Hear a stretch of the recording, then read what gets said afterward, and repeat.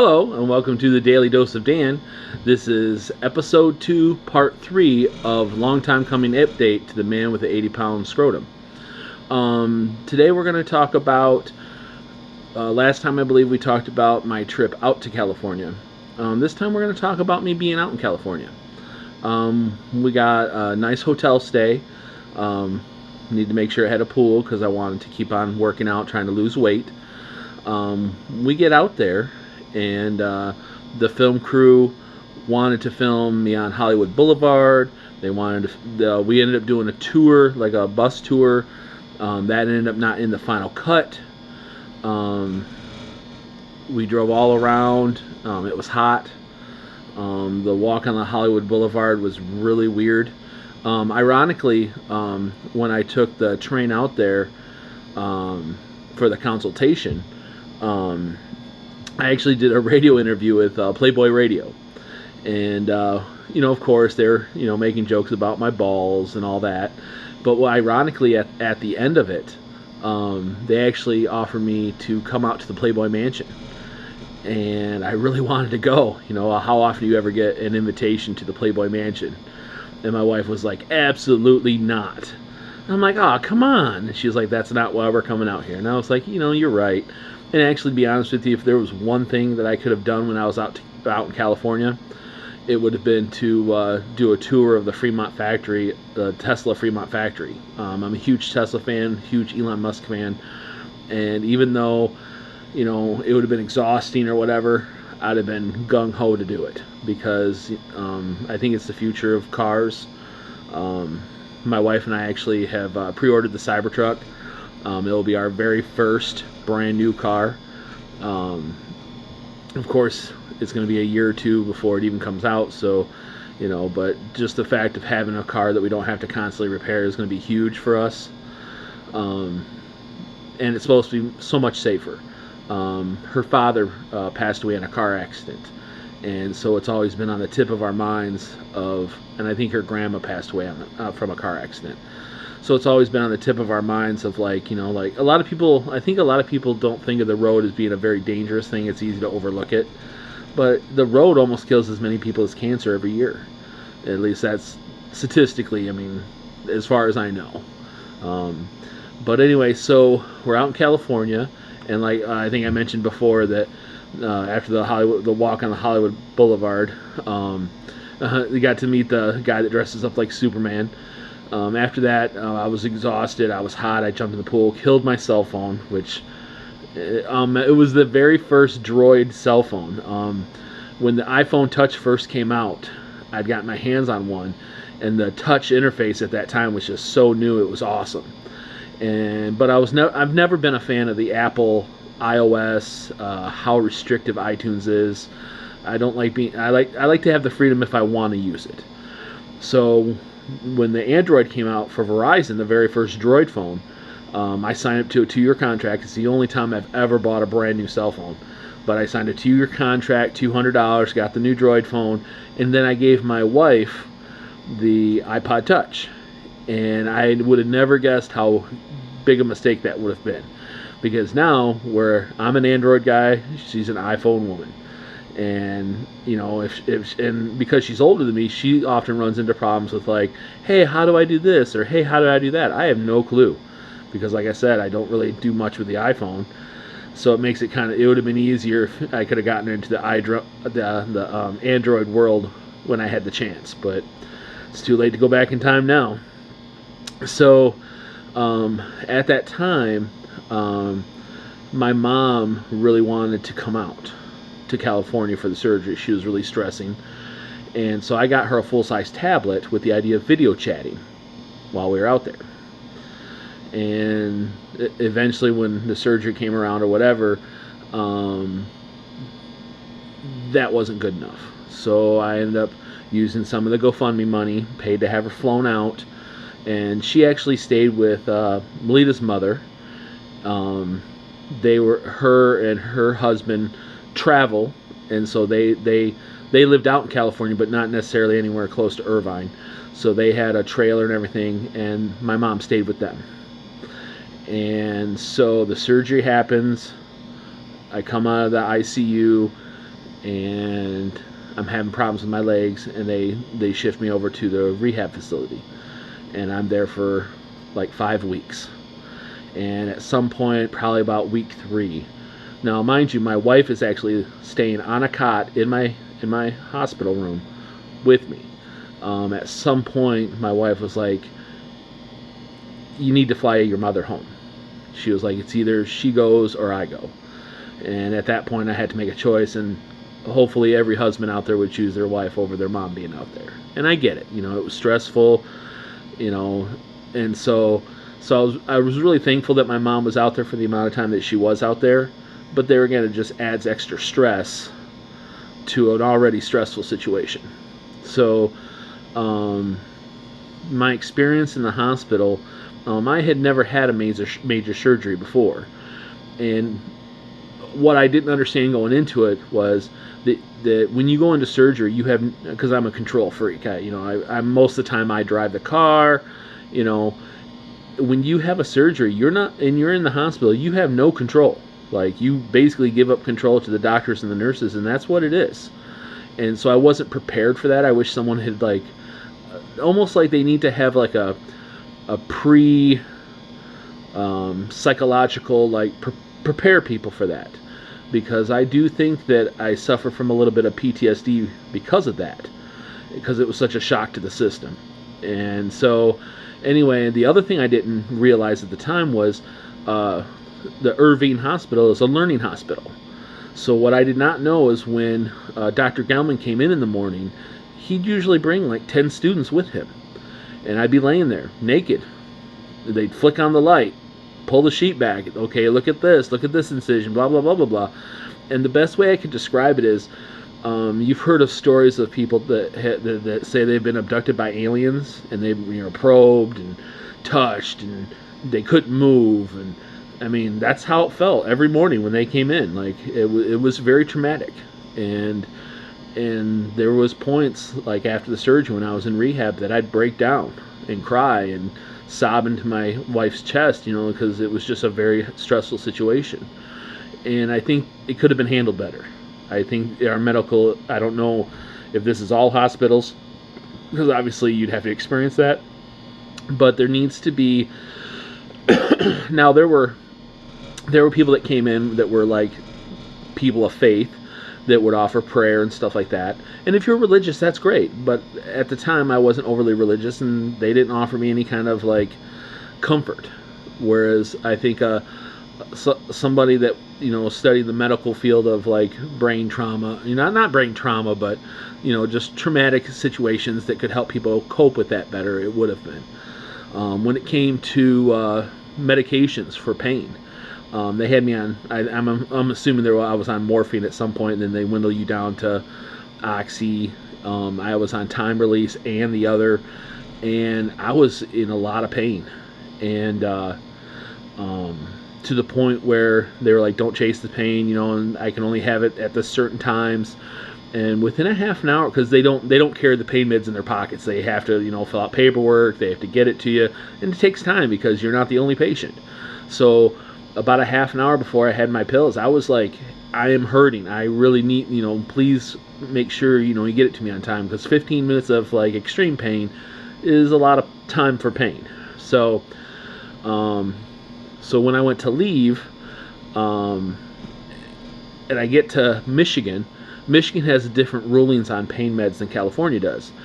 And my wound doctor freaked out. They're like, "Holy crap, you're on some serious pain meds. If we don't modify this, you could become addicted." And of course that made me stress, but I was still always hurting, so it isn't like I was like, "Woo, I'm having a good time." No, nothing like that at all. I was in a lot of pain. So they weaned me down. At one point they'd had me on Percocet, and that was really the only time I had any type of relief. When I was going through physical therapy, I had physical therapy 2 times a week, and I had a visiting nurse come out 2 times a week. When the physical therapist would come out before I was on the Percocet, I didn't want to do anything. I was hurting, because when you hurt, you don't want to do anything. And so I was hurting. I was really negative about, like, I don't want to do my exercises, blah blah blah. And then they prescribed me Percocet, and I was like, holy crap, I don't hurt. I'm in an upbeat mood. Let's do this. And that lasted for like, 2 weeks, and then they put me on like Tramadol or something, and there again, I was back in pain again. Now, I don't, other than food addiction, or sugar, I don't really feel I have that addiction personality trait per se. So I think that should be factored into when they're prescribing you medications. Like, on a scale, because they always ask you, on a scale of 1 to 10, how much do you hurt? On a scale of 1 to 10, how addictive do you think you are? Because there's a huge difference between being in pain and not being in pain to get where you need to go. And so I think that could be done better too. And if someone says, hey, this medication's working great for me, listen to them. I don't understand why they would have taken me off the Percocet because I was doing so well on it. But, I'm not a doctor, so there's that. Also, speaking of not being a doctor, when I was out in California, they have to, because of my size or whatever, and lack of mobility, they're having to inject me with, I'm drawing the blank for the name, but basically it's for blood clots. Epinephrine, I think it is. So like twice a day. And after a while, I think I have really sensitive skin because I was having issues with the adhesive as well. But so anyway, after a while, I started getting these giant welts from the injection sites, and to the point where it was hurting really bad. And I was to the point where I was like, you know what? No more. I don't want to be injected with this anymore. I'm, 39. I've never had an issue of blood clots. I'm super healthy. The probability of me getting a blood clot and dying is really low. I'm tired of this. Stop. And so the doctor came in, was like, look, if you stop, you're going to have to sign these papers that say you're not going to hold the hospital responsible. If you were to get a blood clot, blah, blah, blah, I really advise against it.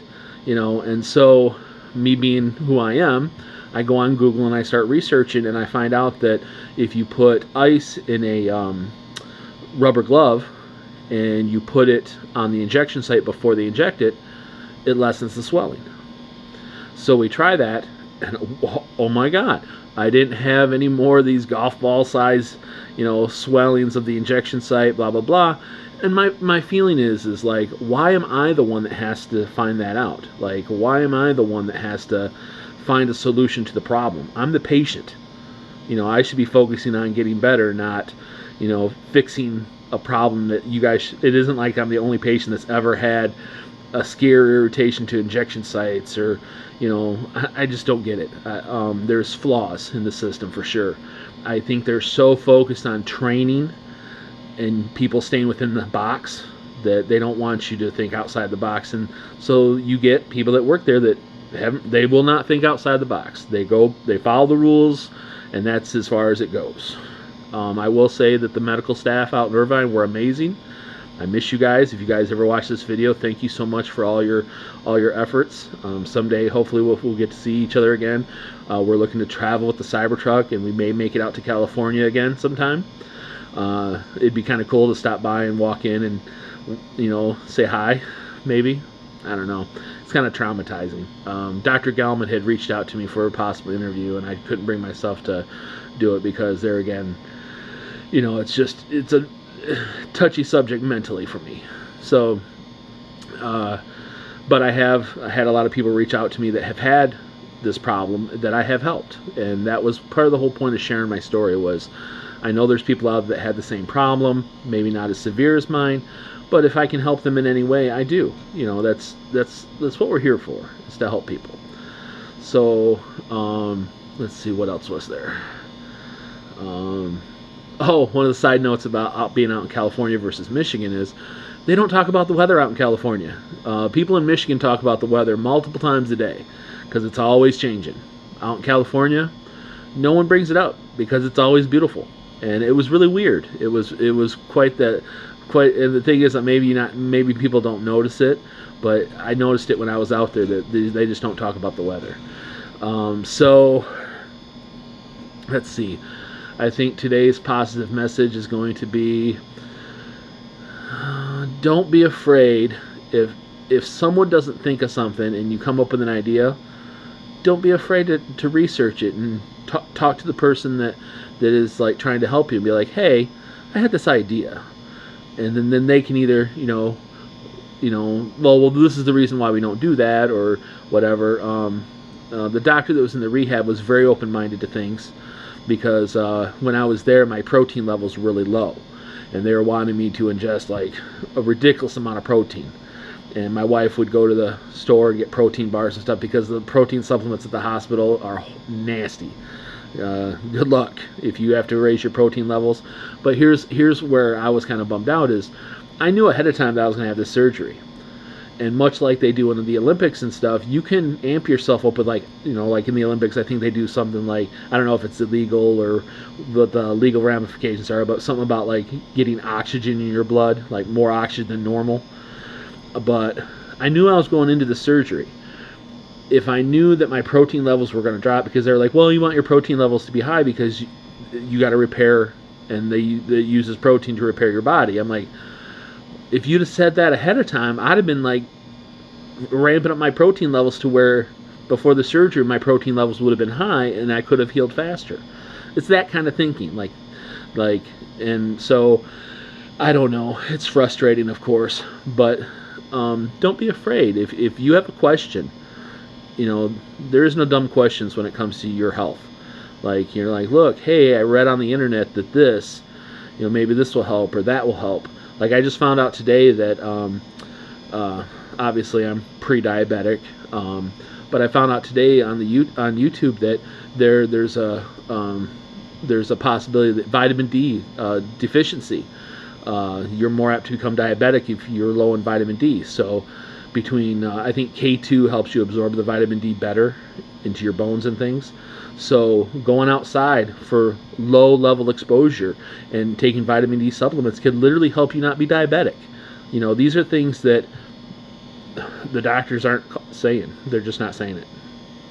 So if you're pre-diabetic or diabetic out there, get some vitamin D. It's not going to hurt you.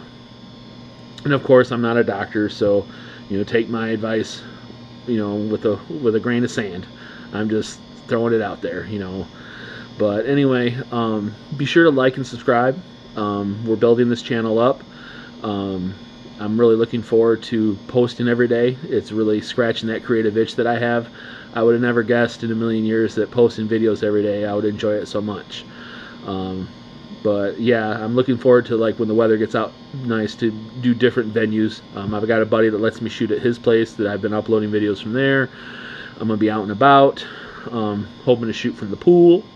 That was in the documentary, so thank you for hanging out with me and letting me chat at you and supporting me, and all the people that have supported me through this whole journey is really touched my heart. And I want to say thank you to all of you. Thank you for being there for me. Hopefully I can be there for you somehow. Anyway, this has been your Daily Dose of Dan. Be sure to watch it tomorrow, and I look forward to entertaining you. So thank you. Love you. Have a good day.